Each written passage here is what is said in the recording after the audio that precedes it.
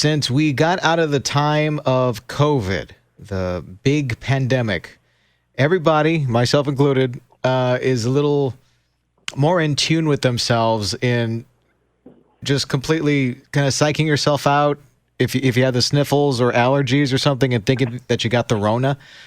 Joining us on 710 KURV just in time for cold and flu season is Jim LaValle. He is a clinical pharmacist. He's an author for Cracking the Metabolic Code, and he's our guest right now.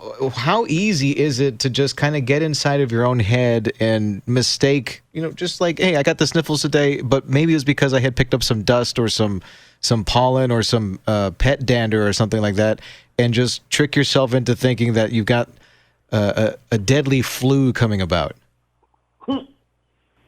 Well, I think people are super sensitive, right? I mean, everybody knew somebody that had serious consequences, passed away, or maybe even like the long haulers now where women are noticing that their hair is falling out or that their brain fog continues 6 months after. So I think everybody's kind of hypersensitized. Cold and flu season's here, and people are going to get sniffles and they're going to get a flu bug, and it's not always, COVID, we're COVID variants. And in the end, the thing that, for the last 38 years, for me anyway, of, writing books and teaching at, colleges and also going around teaching docs, it's more important that we start figuring out what can we do about staying healthy instead of, oh my God, what's the best medication after I get sick, right? And I think we're missing a lot on, what exactly makes you more prone to cold and flu season? What makes you more prone to having during the pandemic? Why did some people have more adverse events, right? So, yeah, I think people are hypersensitive, and we really need to start to empower ourselves again, right? Because you had two kinds of people during the whole pandemic, right? People that became good bakers and great at drinking goblets of wine, and then people that decided to get proactive with their health and they lost weight and they ate healthier. And, it kind of puts you in one camp or the other. Personal anecdote, I just came back from New Orleans and I was surrounded by people and I was completely jittery the entire time when somebody coughed or sneezed or in one case, they straight up just had a runny nose, and I'm thinking, oh, Lord, that person's got to be sick. and I'm trying to steer clear from everybody. And the rest of my trip was just ruined because I was over-evaluating every little thing that could have been wrong with me. I didn't get a whole lot of sleep one of those nights. And, that strange vibration that you get when you haven't had a whole lot of sleep, I don't know any other way to describe it, but I was just overanalyzing it and just thinking, wow, I could have the Rona right now. It's over for me. I'm gonna need another couple of weeks off. I'm sure that guy's snot aerosolized, and I have breathed it in. So, right? What are some ways that we can kind of ensure? Somehow that got on my plate.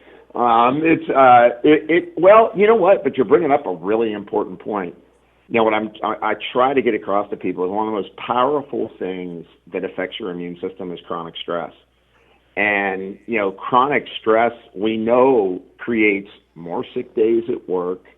You get fatigued, you get tired, you gain weight, you disrupt your sleep. So, one of the big issues that I have, when I'm, both in practice and teaching healthcare providers how to, do more integrative care, solutions is, hey, if you got trouble sleeping at night, it's because your brain's too overactive during the day. It's called hyperarousal, and when you're hyperaroused, that means you're making more adrenaline. You think a white tiger's chasing you all day long because you got 98 emails and 432 texts, and half of them upset you. None of them are going to be life-threatening, but at the same time, your nervous system responds, and then you get into traffic and you get stressed out, and on the way home, you see the donut shop or the liquor store. You're not stopping for a salad. It's like, man, I need to get something to calm me down, right? And what I don't think a lot of people realize is chronic stress weakens your immune system. Acute stress is fine. I mean, it actually strengthens your immune system, but chronic stress ends up really putting you in a position where you create more inflammation chemistry in your body. And that, of course, was what happened with a lot of people that were either diabetic or had heart disease. They got COVID, and their immune system was already in a posture of being inflammatory. Stress can do that same thing to you. Jim LaValle is a clinical pharmacist. He's an author of Cracking the Metabolic Code. He's our guest on News Talk 710 KURV. You know, when the Rona started and we were all quarantined, I bought a set of heavy resistance bands and a bar to go with it, a little standing plate. It's real neat. And I lost like about 50 pounds. Good for Excuse you. me? I lost about 50 pounds. I put on a bunch of muscle, and the sleep thing is the thing that's killing me. I'm eating a lot better, but it's just the sleep thing. How big of a factor? Say like all other elements are, you know, in tune, in key. You're eating well, you're exercising. You know, in my case, I'm doing it 6 days a week, and you're doing everything you're supposed to be doing. But the sleep factor, it's such a big deal. How big of a factor is that? Well, first of all, awesome that you're exercising. Awesome that you lost weight, gained lean mass. Lean mass is the currency of aging.